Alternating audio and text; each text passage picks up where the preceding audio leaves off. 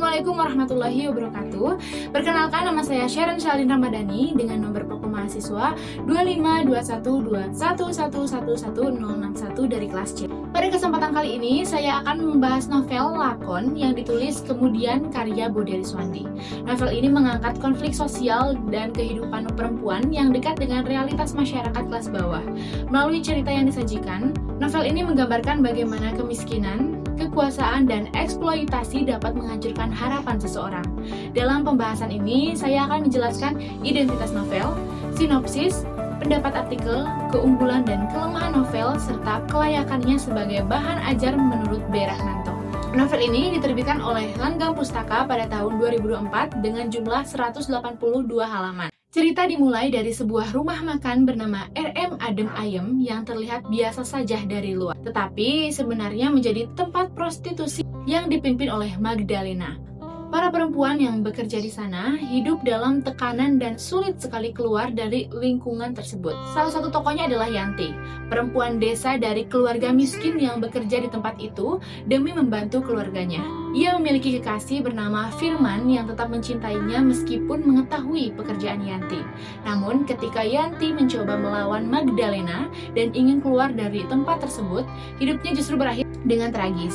Cerita kemudian berfokus pada Sukat, seorang lelaki pencari perempuan untuk RM Adem Ayem. Suatu hari, ia bertemu Dahlia, perempuan sederhana yang akhirnya dijebak dan dipaksa bekerja di tempat itu. Seiring berjalannya waktu, hubungan mereka berubah menjadi campuran cinta, trauma, dan kebencian. 8 tahun setelah kejadian itu, Dahlia kembali bertemu dengan Sukat. Pertemuan tersebut membangkitkan rasa dendam yang selama ini ia simpan. Hingga akhirnya Dahlia memilih mengakhiri hidup Sukat sebagai pelampiasan rasa sakit masa lalunya.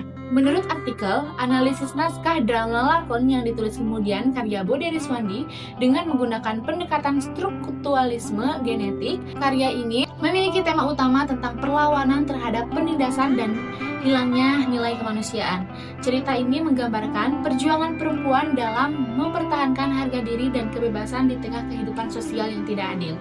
Keunggulan novel ini terletak pada tema sosialnya yang kuat dan dekat dengan kehidupan nyata. Novel ini mampu menggambarkan perjuangan perempuan dan ketidakadilan sosial secara emosional, sehingga pembaca dapat ikut merasakan suasana cerita. Selain itu, penggunaan bahasa yang dramatis membuat cerita menjadi lebih hidup dan menarik. Namun, novel ini juga memiliki kelemahan, karena isi cerita cukup berat. Pembahasan mengenai prostitusi, kekerasan, dan penindasan membuat novel ini kurang cocok untuk semua kalangan pembaca.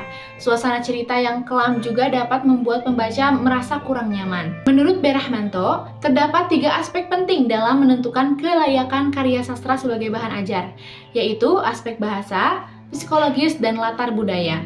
Dari aspek bahasa, novel ini menggunakan bahasa yang mudah dipahami. Dari aspek psikologis, novel ini lebih sesuai untuk pembaca yang sudah memiliki kematangan berpikir, karena konflik yang diangkat cukup berat. Oleh sebab itu, novel ini lebih tepat digunakan sebagai bahan ajar di perguruan tinggi dibandingkan pendidikan dasar, menengah, atau atas. Dari aspek latar budaya, novel ini mengangkat persoalan sosial yang dekat dengan kehidupan masyarakat, sehingga dapat dijadikan sebagai refleksi dan diskusi dalam pembelajaran sastra. Sebagai kesimpulan, novel lakon yang ditulis kemudian bukan hanya sekedar cerita tragedi kehidupan, tetapi juga kritik sosial yang menggambar kerasnya realitas masyarakat. Novel ini mengajarkan pentingnya kemanusiaan, kepedulian sosial, dan keberanian melawan ketidakadilan. Sekian dari saya, terima kasih atas perhatiannya. Wassalamualaikum warahmatullahi wabarakatuh.